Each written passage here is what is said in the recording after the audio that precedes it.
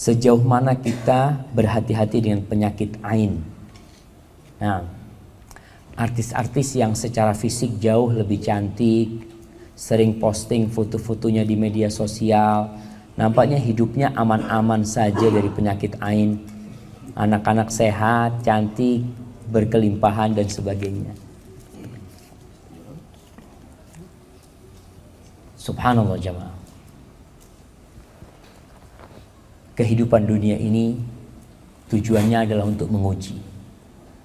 Allah mengatakan kepada nabinya,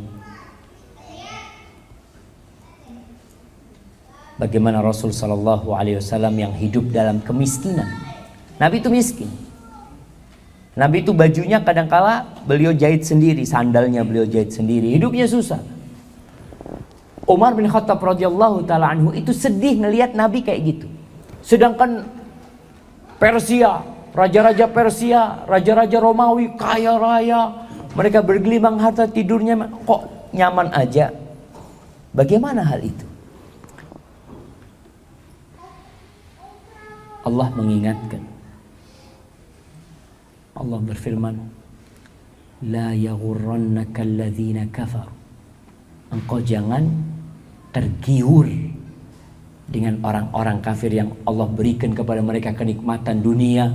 Mata'un qalil, itu kenikmatan yang sedikit jemaah. Antum kalau bicara sedikit, Allahu Akbar, nanti pada hari kiamat kalau ada satu orang kafir bawa sepenuh bumi ini emas sebagai ganti dia, nggak akan diterima. Nanti mereka ke satu orang membawa seluruh keluarganya, dia bawa seluruh kampungnya untuk menjadi tebusan dia, nggak akan diterima. Jadi kalau kita bicara penyakit ain itu ada. Ada orang-orang yang hidupnya sehat terus, nggak ada masalah Ustaz mereka melakukan hal itu. Itu yang namanya istidraj. Allah mengatakan sanastadrijuhum min haitsu la ya'lamun. Kami benar-benar akan meluluh mereka. Artinya orang ini hidup dalam kenikmatan dan kemewahan, sedangkan dia itu banyak dosa.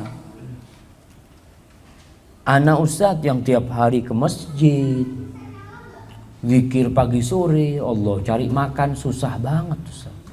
Itu fulan sholat enggak, narkoba iya, tapi fulusnya kayak keran Ustadz. Netes terus umpamanya, ngalir terus duitnya dia.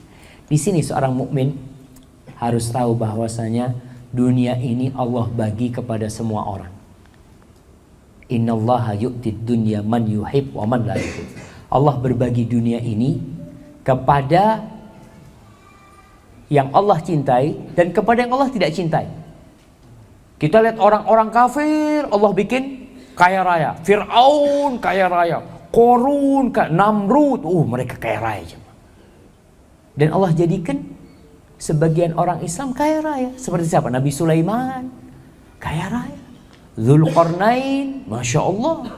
Kita lihat sahabat-sahabat Nabi, Abu Bakar Siddiq, Uthman bin Affan, Abdurrahman bin Auf, Talha bin Ubaidillah, kaya raya mereka.